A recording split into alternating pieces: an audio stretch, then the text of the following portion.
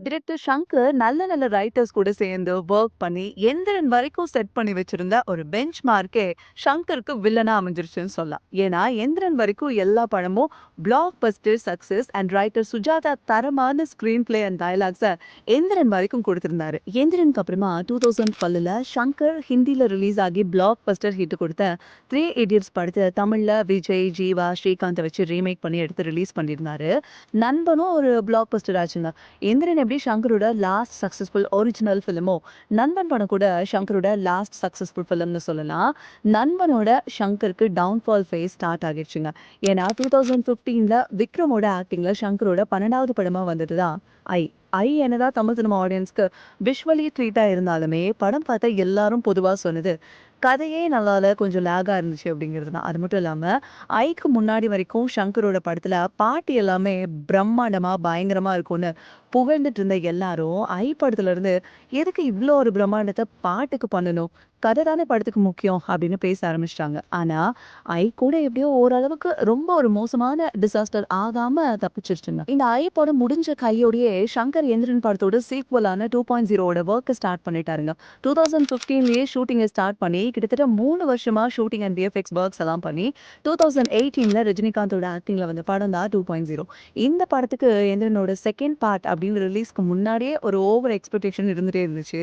ஆனா படம் என்னமோ கொஞ்சம் சுமாரா தான் இருந்துச்சுங்க.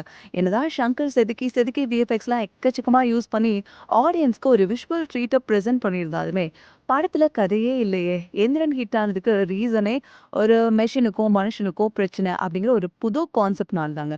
ஆனா 2.0ல என்னன்னா ஆரா அப்படின்னு சொல்லிட்டு கிட்டத்தட்ட அமானுஷ்யமான ஆங்கிள் வச்சு ஒரு ஹை பட்ஜெட் ராகவா லாரன்ஸ் படம் மாதிரி இருக்கு அப்படின்னு ஆடியன்ஸ் எல்லாம் குறை சொல்ல ஆரம்பிச்சிட்டாங்க.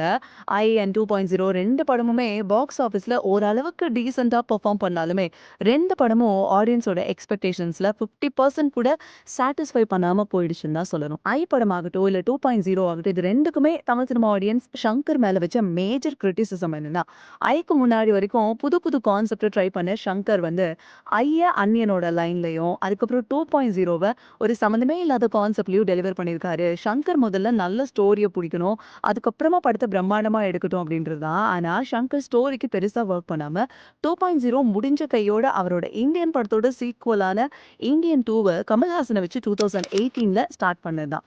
இந்தியன் 2க்கு ஸ்டார்டிங்ல இருந்தே ஏகப்பட்ட பிரச்சனைங்க. ஷூட்டிங் அப்போ ஆக்சிடென்ட் ஆகி சில பேர் இறந்து போனாங்க.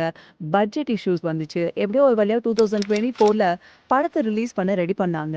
இந்தியனுக்கு முன்னாடி கமல்ஹாசனுக்கு 2022ல லோகேஷ் கனகராஜோட டிரெக்ஷன்ல விக்ரம் படம் வந்து அது பிளாக் பஸ்டர் சக்சஸ் ஆச்சுங்க. கிட்டத்தட்ட 400 கோடி வேர்ல்டு வைடா இந்த படம் கலெக்ஷன் பண்ணிச்சு.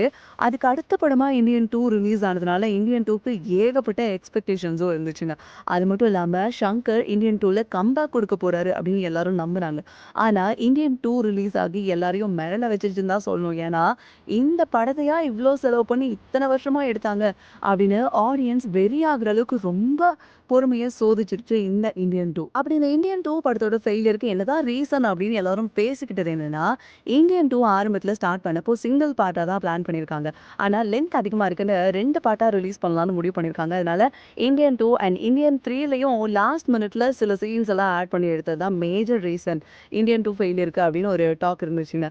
இருந்தாலும் இந்தியன் 2ல ஒரு கதையே இல்ல, பார்ட் 1க்கு ஜஸ்டிஃபை பண்ணவே இல்ல அப்படின்னு கமல் ஃபேன்ஸை பிடிச்சி அடிக்க ஆரம்பிச்சிட்டாங்க. இந்தியனோட கல்ட் ஸ்டேட்டஸையும் கெடுக்கிற மாதிரி தான் இந்தியன் 2 இருக்கு அப்படின்னு ஆடியன்ஸ் எல்லாரும் பேச ஆரம்பிச்சிட்டாங்க. அது மட்டும் இல்லைங்க, இந்தியன் 2 படம் எடுத்துட்டு இருக்கும் போதே டிரெக்டர் கார்த்திக் சுப்ராஜ் ரெடி பண்ணி வச்சிருந்த கதையை வாங்கி ஷங்கர் கொஞ்சம் சேஞ்சஸ்லாம் பண்ணி ஸ்டார்ட் பண்ண ப்ராஜெக்ட் தான் கேம் சேஞ்சர். கேம் சேஞ்சர் இப்போ ரீசெண்டா வந்த அந்த பொங்கல் ரிலீஸ்க்கு ஸ்பெஷலா வந்த படம் தான். கேம் சேஞ்சரை பார்த்துட்டு இந்தியன் 2லயாவது கதை தான் பிரச்சனை ஆனா மேக்கிங் பரவாயில்ல அப்படின்னு சொன்ன ஆடியன்ஸ் கேம் சேஞ்சர்ல எதுவுமே நல்லா இல்ல அப்படின்னு சொல்லிட்டாங்க. ஏன்னா மேக்கிங்காவும் ஷங்கர் அவரோட பொட்டென்ஷியலை லூஸ் பண்ணியிருந்தாரு கேம் சேஞ்சர்ல. கேம் சேஞ்சர் அதுக்கப்புறம் இந்தியன் 2 இந்த ரெண்டு ஃபெயிலியருக்குமே மேஜரான ரீசன் என்னன்னா, ரெண்டுமே புதுசான ஒரு கான்செப்டோ தீமோ இல்லாம இருந்ததாங்க.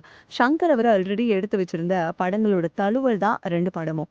ஆனா கான்செப்டா எடுத்து ஸ்கிரீன் பிளேவை டிஃப்ரெண்டா ப்ரெசென்ட் பண்ணியிருந்தா கூட நல்லா இருந்திருக்கும். மெடியோக்ராவே படம் எடுத்ததுதான் இந்த ரெண்டு படத்தோட ஃபெயிலியருக்கும் மேஜர் ரீசன் அப்படிங்கிற ஒரு கிரிட்டிசிசம் இருந்துச்சுங்க. இதெல்லாம் சரி, ஆனா தமிழ் சினிமாவோட ஒரு ப்ராமிசிங் டைரக்டரா இருந்த ஷங்கரோட டவுன்ஃபால்க்கு என்ன ரீசன் அப்படின்னு பார்த்தோம்னா, ஃபர்ஸ்ட் அண்ட் ஃபார்மோஸ்ட் சங்கர் ஒரு லெஜெண்டரி டைரக்டரா அப்படின்னா ஆமாங்க. ஒரு தரமான டைரக்டர் தான். ஆனா நல்ல ரைட்டரா அப்படின்னு கேட்டா அதான் இல்ல. சுஜாதா இருந்த வரைக்கும் சங்கர் அவரோட பிரைம் ஃபேஸ்ல இருந்திருக்காருங்க. ஆனா ஒன்ஸ் சுஜாதா தவறுனதுக்கு அப்புறமா சங்கரோட படம் எல்லாத்துலயுமே மெடியோக்கரா ஒரு கான்செப்ட் வந்து உள்ள வர ஆரம்பிச்சிருச்சு. அதே மாதிரி விஜிலன்ட் ஹீரோ அப்படிங்கிற ஒரு கான்செப்ட்ட சேச்சுரேட் பண்ணி அதோட சுழல்லயே அவர் மாட்டிக்கிட்டாருங்க. அதனால அவரால புது புது கான்செப்ட்ட கொண்டு வரவே முடியல. இன்னொரு முக்கியமான பிரச்சனை என்னன்னா, ஷங்கர் படத்துல பாட்டு எல்லாமே தரமா இருக்குங்க. அதுல வர விஷுவல்ஸ் எல்லாம் பீக்கா இருக்கும் அப்படின்னு எல்லாருமே முன்னாடி சொன்னதுக்கு ரீசன் என்னன்னா, அப்போ சாங்ஸ ஆடியன்ஸ் பயங்கரமா என்ஜாய் பண்ணாங்க. அண்ட் அதோட விஷுவல்ஸுக்குன்னு ஒரு எக்ஸ்பெக்டேஷன்ஸ் இருந்துச்சு. ஆனா இப்போ ஆடியன்ஸ் வந்து பாட்டுக்குலாம் அவ்வளோ இம்பார்ட்டன்ஸ் குடுக்குறதே இல்லங்க. கதை நல்லா இருக்கா அப்படின்னா படம் பார்க்கறதுக்கு இன்ட்ரெஸ்ட்டா இருக்காங்க.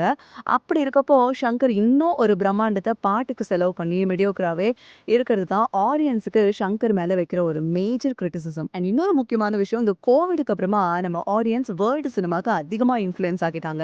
அதுக்கப்புறமா பயங்கரமா செலிப்ரேட் பண்ண லோகேஷ் கனகராஜ், பிரசாந்த் நீல்லாம் ஒரு ஹை பட்ஜெட் கமர்ஷியல் சினிமாக்கு முன்னாடி இருந்த ஒரு மெடியோக்கர் ஜானரையே மாத்தி புதுசா ஒரு ஜானரை உருவாக்கி விட்டுட்டாங்க. அப்படி இருக்கும்போது ஷங்கர் இன்னும் ஒரு பழைய டெம்ப்ளேட்லயே படம் எடுத்துட்டு இருக்கிறது தான் அவரோட ஃபெயிலியருக்கு ரீசனோ என்னவோ. இப்படி ஒரு மனுஷன் எந்த ஃபேக்டர்னால ஜெயிச்சாரோ, அதே ஃபேக்டர் அவரோட ஃபால்க்கும் ரீசனா இருக்கு பாருங்களேன்.